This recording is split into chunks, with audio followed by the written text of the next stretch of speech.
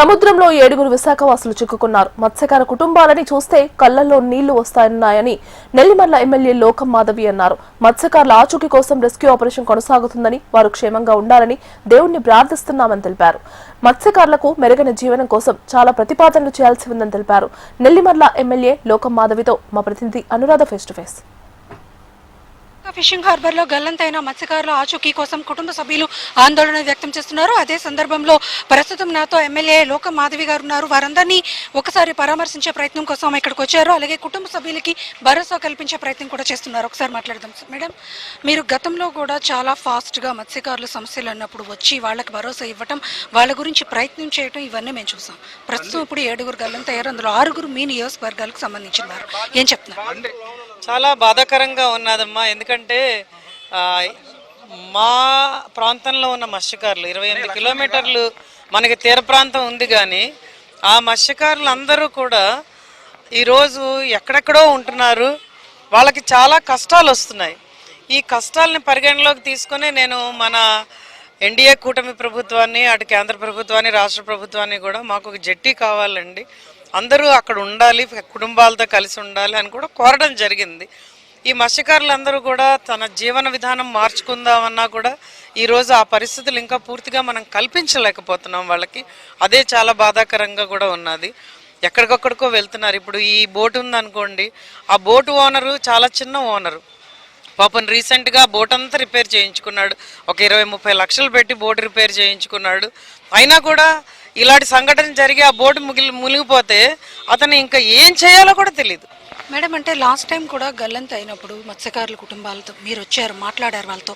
వాళ్ళని బంగ్లాదేశ్లో వాళ్ళు స్కిప్ అయినప్పుడు వాళ్ళని తీసుకొచ్చే ప్రయత్నం చేశారు ప్రభుత్వంతో మాట్లాడి. అంటే ప్రతిసారి మత్స్యకారుల లైఫ్లో ఇదొక బాగా తుఫాన్ వస్తేనే ఒక అలజడి. ఇప్పుడు మీరు చెప్తున్నట్లుగా సొంత జట్టీలు కావాలి, మీరు అక్కడ చెప్తున్నారు మీ నియోజకవర్గంలో జట్టీ కావాలని. మరి వాళ్ళ జీవితాలు మార్చలేకపోతున్నాం అని ఆవేదన కూడా వ్యక్తం చేశారు. ఇంకా అంటే మీరు ఏం ప్రతిపాదిస్తున్నారు ప్రభుత్వాన్ని? ఖచ్చితంగా ఎన్డీఏ కూటమి ప్రభుత్వం అయితే సానుకూలంగా స్పందిస్తున్నదమ్మా. కానీ నేను ఏంటంటే ఈ బంగ్లాదేశ్లో వాళ్ళు మత్స్యకారులు మిస్ అయినప్పుడు సుమారు 4 నెలలు ఆ కుటుంబాల ఏడుపు నేను చూశాను, వాళ్ళ బాధని చూశాను, వాళ్ళ ఆవేదనని చూశాను. మనం ఏమీ చేయలేని పరిస్థితి. వాళ్ళు రావాలని దండం పెట్టుకోవడం, వాళ్ళు ఎలా వస్తారో విడిపించుకో, అప్పుడు అట్లీస్ట్ బతుకున్నారన్న విషయం మనకు తెలుసు. వాళ్ళతో మనం కాన్స్టెంట్ టచ్లోకి వెళ్ళాము, అదంతా చేయగలిసాం. కానీ ఇప్పుడు ఏంటంటే ఇప్పుడు ఈ 6 ఆచూకీ దొరికిన దాకా మన పోలమ్మ తల్లి, సాములమ్మ తల్లి వాళ్ళందరి ఆశీర్వాదంతో వాళ్ళందరూ తిరిగి రావాలి, ఆరోగ్యవంతంగా ఉండాలి, వాళ్ళ కుటుంబాలకు ఏ కష్టం జరగకూడదని నేను ఈరోజు కోరుకోవడం తప్పించి ఇంకేం చేయలేదు. మేడం, అంటే టెక్నాలజీ చాలా అడ్వాన్స్డ్గా ఉంది. విపత్తుల సమయంలో ముందే మెసేజ్ ఇస్తున్నారు, అలజడిగా ఉంటుంది, తుఫాన్లు వస్తున్నాయి, మీరు అప్రమత్తంగా ఉండాలని.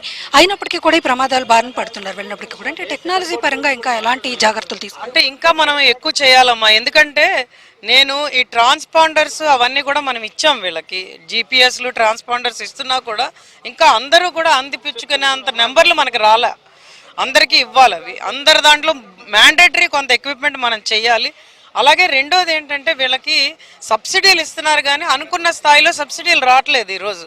ఆ సబ్సిడీలను మనం పెంచాల్సిన అవసరం ఉంది. ఎందుకంటే వాళ్ళు ఎఫోర్డ్ చేయలేకపోతున్నారు ఇవన్నీ కూడాను. అందుకని ఇవి వలలైనా, బోట్లైనా, ఈ జీపీఎస్లైనా, ట్రాన్స్పాండర్స్ అయినా, నాకు వచ్చిన ఇన్ఫర్మేషన్, నాకు భయం వేస్తున్నది ఏంటంటే ఈ బోట్లో లైఫ్ జాకెట్లు కూడా పూర్తి స్థాయిలో లేవని నాకు వస్తున్నది. కాబట్టి దాని మీద కూడా మన ప్రభుత్వం దృష్టి పెట్టి వాటిని అధిక సంఖ్యలో ఫ్రీగానో లేకపోతే సబ్సిడీల్లోనో ఇవ్వాలని నేను కోరుకుంటున్నాను. చాలా ఇస్తున్నాం కూడా. ఇప్పుడు మనకి చాలా ప్రాంతాల్లో నేను వచ్చిన తర్వాతే చాలా పంపకాలు జరగడం జరిగింది. ట్రాన్స్పాండర్స్ ఇచ్చాము, అలాగే లైఫ్ జాకెట్స్ ఇచ్చాం, బహుళ ప్రయోజనాలు బిల్డింగ్స్ కడుతున్నాం వీళ్ళ కోసం, అలాగే కోల్డ్ స్టోరేజ్లు కట్టడానికి కూడా మనకు ముందుకు వస్తున్నాం. కానీ ఇవన్నీ ఇంకా ఎక్కువ స్థాయిలో ఇంకా త్వరితగతిని జరగాలని నేను కోరుకుంటున్నాను. ముమ్మరంగా రెస్క్యూ ఆపరేషన్ అయితే మాత్రం కంప్లీట్ చేస్తూ ఉన్నాము. రెస్క్యూ ఆపరేషన్ కొనసాగుతుంది. ఇంకా 6 ఆచూకీ తెలియాల్సింది. ఇప్పటికే మత్స్యకారుల జీవన విధానంలో చాలా సమస్యలు ఎదుర్కొంటున్నారు.